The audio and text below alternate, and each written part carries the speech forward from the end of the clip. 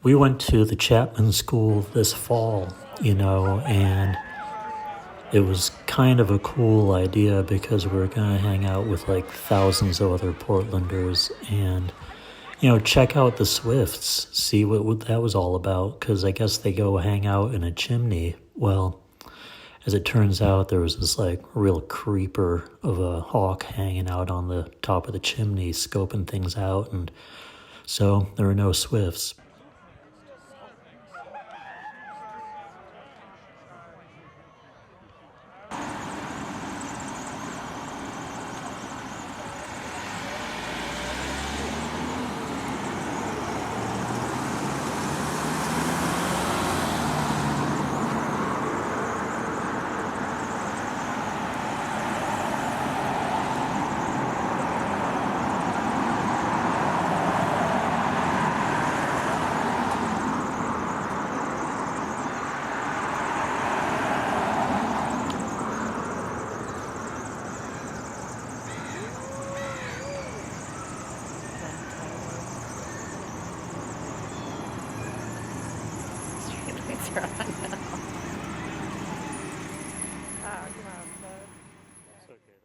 After some extensive research and, talking to some secret sources, we managed to go find the location that the Swifts had moved to and that they were going to hole up for the evening at a new chimney. And, we were the only ones there, and really it was pretty incredible. But, we couldn't stick around. We had to catch a bus.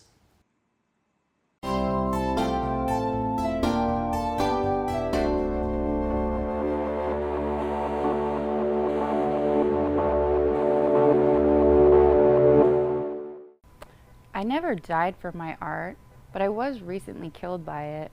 Hi everyone, welcome back to Art on Earth. I'm Ricky, and today we're going to learn how to make our own zines. Do you have a story to tell, but you're worried that saying it out loud will summon unspeakable demons? Just put it in a zine and let the words and pictures do the talking. We're going to make a no staple zine, so all you need is a single piece of paper and a bone folder. They're called bone folders, but all of mine are actually made out of cartilage. Okay, take your piece of paper and we're going to fold it over once and twice, and third time's a charm, right? So we kind of make this little boop like that, and then we're going to use our bone folder to make the crease really nice. And then once we have those folded up, you stick a stick or a finger or a claw right down the middle and gently tear one panel down, the center of the paper. So you might notice that we have numbers on our sheet here because making books is kind of like, it messes with your head. So you want to note the different page numbers so you know how to lay out your zine for the future. So it opens like a book. So here we have page 1, and on the back we have page 8. And so it's going to unfold like a book. And the thing that is a secret about making a no staple zine is the magic square, right? So once you fold this up, you fold it down like this, and then instead of having it folded both together, you kind of pull up those sheets that have been separated and you crease them opposite from one another, and then you can kind of form your book. So that's about the size that it's going to be. And now comes the really fun part. You get to decide what your zine is going to be about and how it's going to look. What is your color palette? Are you drawing with pens or ooze, or maybe gluing in different textures? Because what we're going to do is, we can take these little pictures. I've decided to tell a little personal story but we can take these pictures and paste them on our paper in the order that we want to go. So think about what you're making. Is it a recipe booklet or a grimoire of spells you can keep in your pocket and take out whenever you need to hex your neighbor Jessica for stomping around upstairs? What are you even doing up there, Jessica? For some inspiration, I've created a zine that recounts my recent death. And remember, these objects represent you. So once they dry, if you accidentally shatter them, you die in real life. And the moments I spent wandering the darkness beyond. It's in storybook format, even though linear time means nothing in the realm of shadows. Did anyone else see that? So that's just one example, but the universe is open to you. When you're done, you can scan and print your zine to make lots and lots and lots of copies to hand out to friends, enemies, enemies you want to befriend, and friends you want to be enemy. Anyone. So enjoy making your zines, and we'll see you next time on Art on Earth.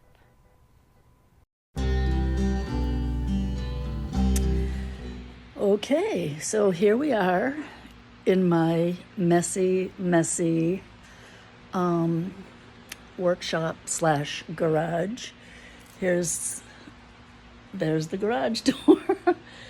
And this is my project today. Okay. I have hollow core doors at my house, and I'm trying to make them,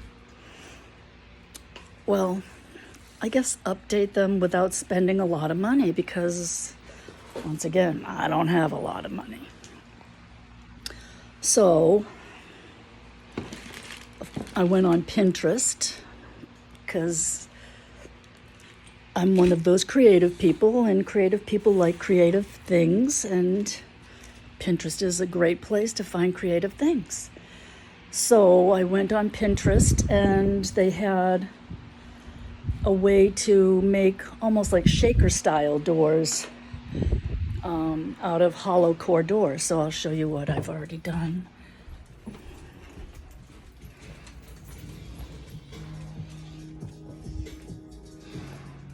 So this is the door I did for my bedroom. And all it is, it's Luan cut in strips and then glued onto the door, and then I just painted over it. And that's how it looks. So I have this one done to my closet, and I'm going to work on the bedroom door now. Okay, so that's what the project is today, or one of the projects for today.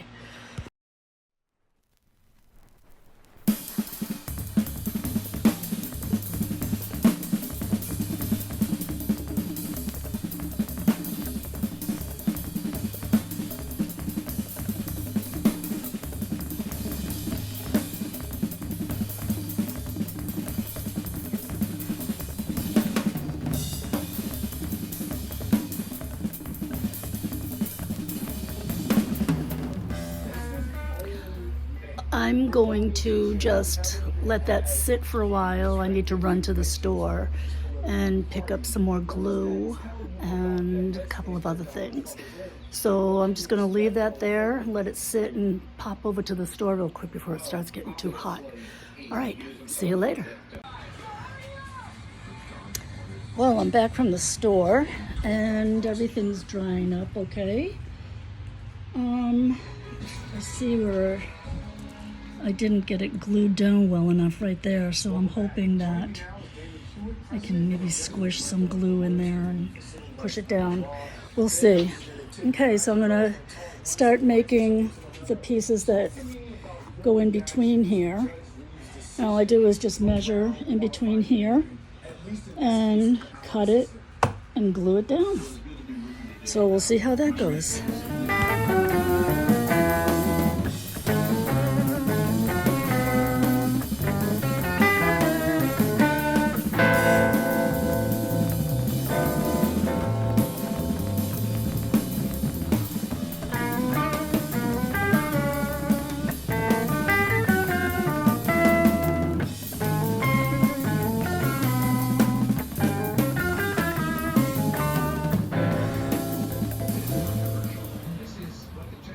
Wow, so here we are at, where are we?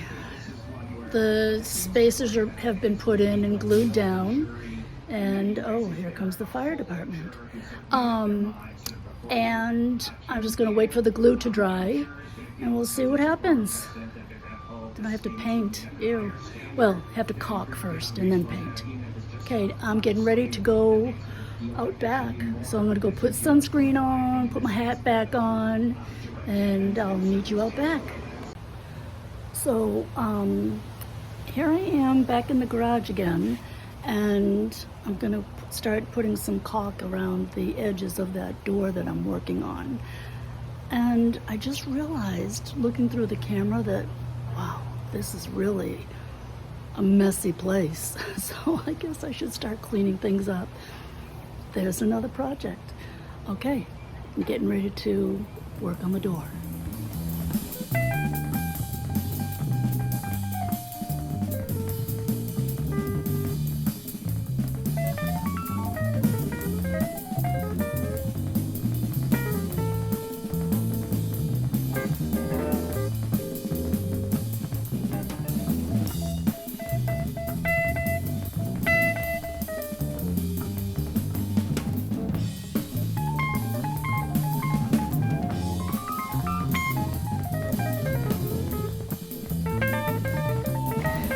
I wanted to change it up for a minute and just explain what I'm doing here. These slats that I put across, you know, they were a little off when I cut them. So I'm just filling it in with, I find that the Professional Formula Light works, joint compound, because it doesn't shrink up and make it like a little divot there. So I use that in the cracks. Some of them you can see fit a little bit better, and then a little bit wonky, but that's what I'm doing. I'm gonna put this over here, maybe that's a better angle. Is it? I don't know.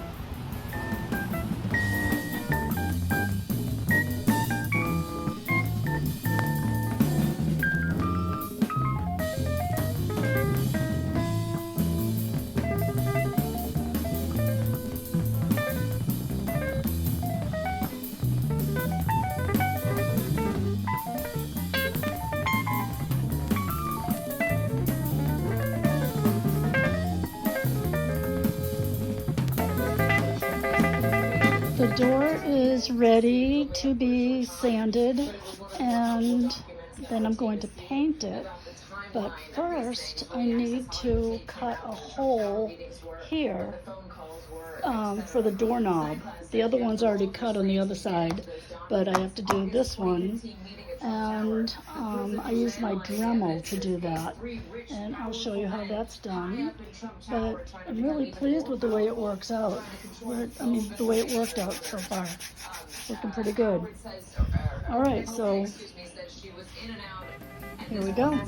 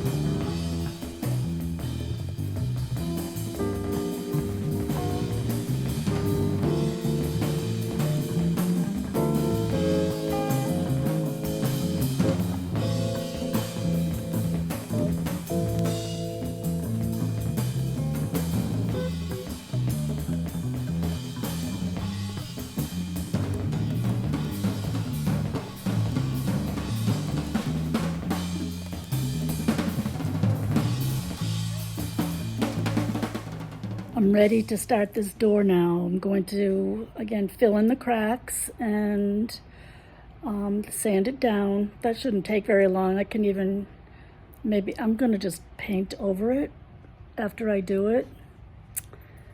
I don't know if that's illegal, but we'll try it. This is the third door I've worked on, and each time it gets better and better. So practice makes perfect, I guess. All right, here we go.